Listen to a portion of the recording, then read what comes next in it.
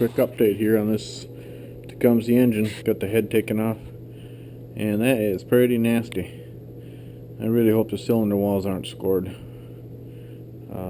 but we'll just continue to tear this thing apart. And I want to see really what's going on the inside. Alright, stay tuned.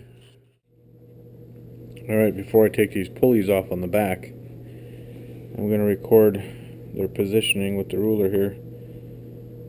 This one is only about, the shaft sticks out about 1/4 inch. This one over here actually goes the other way, and that's about, can't quite see it, but it's 1/8 inch.